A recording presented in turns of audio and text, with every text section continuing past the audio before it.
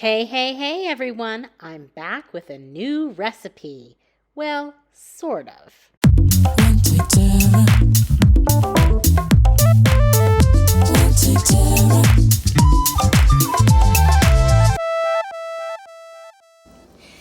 Hi everyone, welcome back. Today we're going to do something a little bit sweet.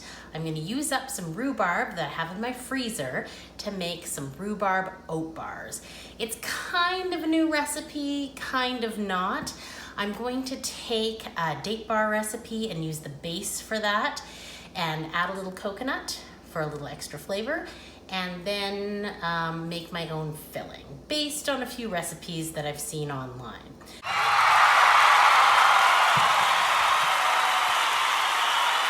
I'm going to use some coarse oats, a cup and a half of coarse oats, but I didn't want to use all coarse oats because I was worried about it being a little bit too crumbly. So I'm going to use half coarse oats and half quick oats. So a cup and a half of each. It probably doesn't really matter. I have a large quantity of both, so I just thought I'd try it with this.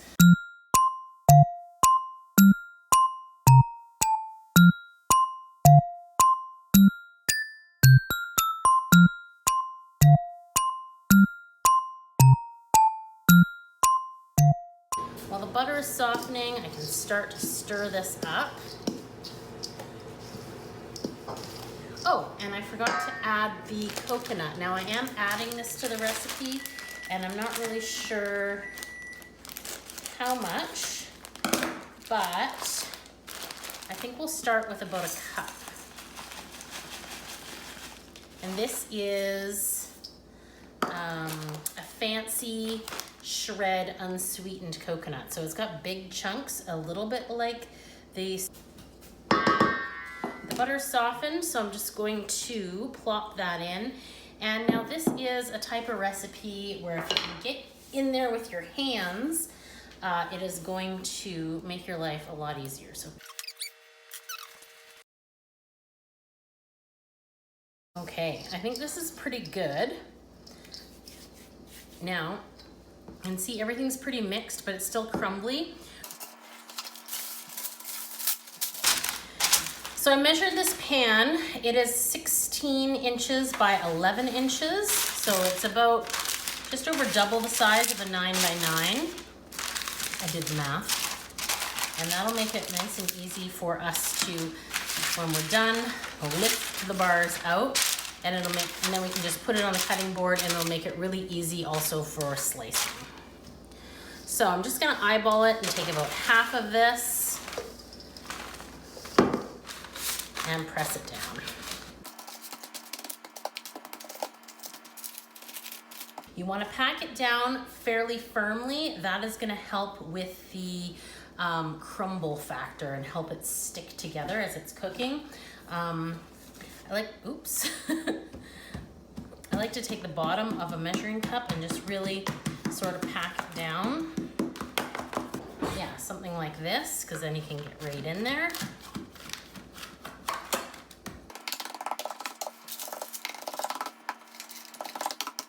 This is good. I'm just gonna set this aside, and then we're gonna get working on our filling. So here's where things are gonna get a little bit interesting, because this is the part I haven't done before. I have this rhubarb, which I just, washed and cut to fit in a Ziploc bag and threw in there. I've had it out since this morning. It's still partially frozen. So I'm gonna take this and I'm gonna cut it.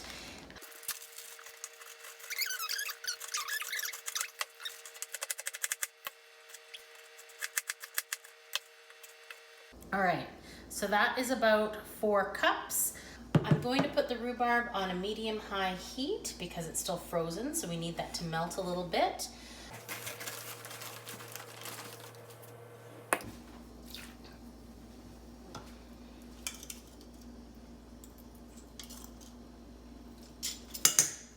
So we've got everything in the pot and we're just gonna bring this to a boil, and then I'm gonna turn the heat down and let it simmer until it's all mushy.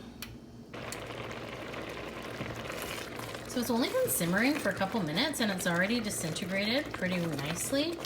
I just had a little taste and it's fairly sweet. I mean, it's not overly sweet, it's still quite tart. So I think we will add a little cornstarch. I've got a little bowl here, which I've measured 2 tablespoons of cornstarch into. I'm also going to add 2 tablespoons of cold water. Okay, there's our slurry. I'm just gonna add that in, and then right away you wanna make sure that you're mixing it because it does thicken up pretty quickly when it's boiling.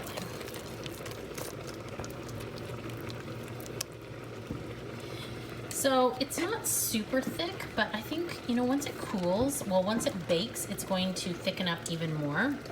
And when it cools, it's gonna thicken up. So I think it's gonna be good. We're gonna try this and we'll see what happens.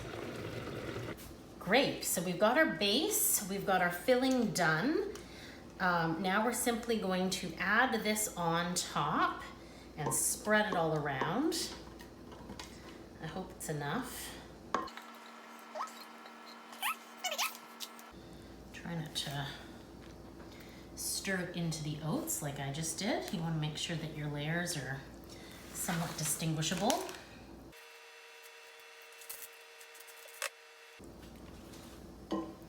Okay, and then we're just going to take our leftover crumble mixture and spread it on the top. Now we want the top to be a little bit like a crumble, so we're not going to pack it down like we did with the base. Make sure you get it all in, all around.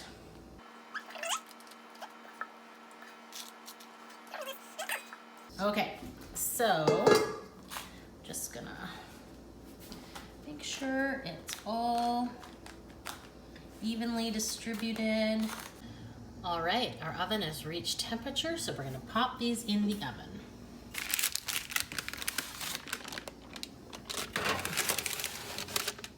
This is looking good. Now we're just going to let it cool completely before trying to remove it from the pan or slicing it.